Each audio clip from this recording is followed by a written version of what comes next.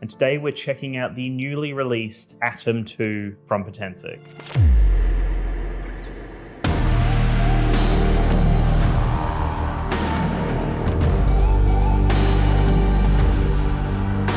What's going on, guys? My name is Dan Davis and I'm the creative director here on danstube.tv, which is Australia's #1 drone YouTube channel. So if you've been on the channel before, then you would know that the Potensic range is something that I've been quite impressed with. They've got some great drones, very reliable flight experience, great software behind them, and a great team. They're really passionate about drones. And so full transparency, this drone was sent out to me. It's not a sponsored video though. So these are all of my thoughts, just like all of my other videos. These are my intentional thoughts. And I'm very keen to let you guys know what I think of the Potensic Atom 2. So this is the brand new controller here, and it feels miles ahead the previous release that we saw. So the original Potensic Atom was a great drone, but the controller didn't feel as heavy duty, as sturdy as it should have. They've definitely fixed it with the Atom 2. This controller feels phenomenal. It really does feel heavy duty. Everything down to the little grips on the side. You've got a little spot there for the cable to slot in. You've got this little flipping antenna that feels very natural. Everything feels comfortable here. You've got some custom buttons on the back. You've got the 2 scroll wheels, the record button. It feels great. I love all the buttons. I love the functionality of the controller. The sticks tuck away behind here. This is probably one of the standouts of this new drone. It really has taken it to the next level, and it also means we get improved range with this new controller. The original Atom had a range of 6 kilometers. That was the rated video transmission range. Now, the new controller with the Atom 2 is giving us 10 kilometers of range. So it is a big leap forward. And overall, this has been one of my favorite features of the new drone. This controller really does improve the overall experience. The live view video feed directly to your phone now has also seen a huge improvement. So with the original Atom, we got 720p at 24 frames per second. Now we're getting 1080p at 30 frames per second. So improved range and improved video transmission quality. The Atom 2 actually looks quite similar to the original Atom, which isn't a terrible thing, but we're not getting any new exciting hardware on the exterior of it. So we're not getting like obstacle avoidance here. We're not getting any changes to the form factor drastically. It's quite a similar design, which for a lot of people is going to be okay because it's going to feel quite familiar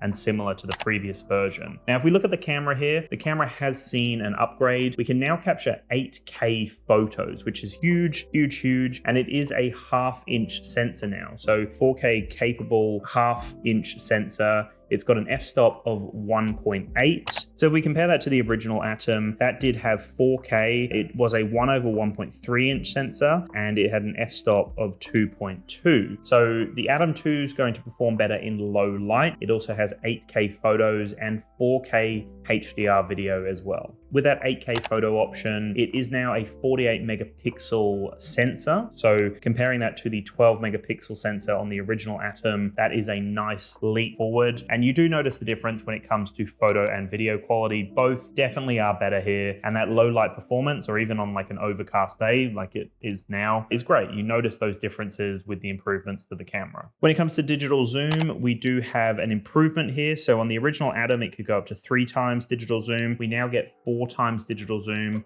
with the new guy here, and it is fun to use zoom. It does dip the quality significantly, so it's not for everyone. I prefer to just go with the 4K and then zoom in a little bit. When we're talking 1080p and zooming right in, you lose all sorts of quality at that point. I also see digital zoom as like a scouting option, so you can scout the location before you fly over there. There are some awesome slow-mo options now with this drone. You can go up to 5 times slow-mo, but that's only in 1080p, so you don't get any 4K slow-mo, unfortunately. But 1080p does the job. It's not obviously as crispy, not as high quality as 4K, so not for everyone, and you definitely do notice the dip in quality when it goes to 1080p, but you still have that as an option, and you can still capture some really cool slow-mo videos with this drone. There's no waypoints on the Atom 2, which I was a little disappointed to see. I was hoping that we were going to see waypoints come onto the Atom 2 as well. Hopefully that will come out with a future update. But in terms of the AI features, there are some really cool ones here. So we've got AI track, So you get advanced tracking with spotlight, follow, and parallel. They all work really well. Quite impressed with how that worked. I was tracking boats, I was tracking myself, I was tracking all sorts of things, and it did a great job of like locking on with that pin and then continuing to follow you. So really impressed with that overall. And then we've also got some new features like the AI night mode. So straight when you tap into it, you can see that it actually improves the quality in low light. So you have a dedicated low light mode now with the Atom 2, which is also really nice to see. And then at the time of me doing this video, there are 6 intelligent flight modes. So we do have Dolly Zoom, which is a brand new one. We've got pull away, spiral, rocket, circle, and boomerang. And so dolly zoom is the new mode here, the new quick shot mode. And it's really cool to see. I really do enjoy the dolly zoom feature. It's a new, exciting, fresh way of getting a different perspective. It does a decent job. You know, it's not something that you're probably going to use all the time, but it's lovely to have that as an option to complement some of your other shots. We also get some vertical shooting options here, which is great. That definitely makes it a lot easier to capture that like social content and post it straight away. And there's also a smart transfer mode. So once you've got everything connected up, you can transfer everything really fast across to your phone. They've also got Potensic Care, which is great to see that they're trying to offer that additional aftermarket care for their drones as they release them. So love to see that. If you have any sort of issues with the drone, the controller, or whatever it may be, they've got that care option now, which I'm really glad to see them doing that. The Potensic Atom 2 is a great upgrade. We're getting some improvements to the camera.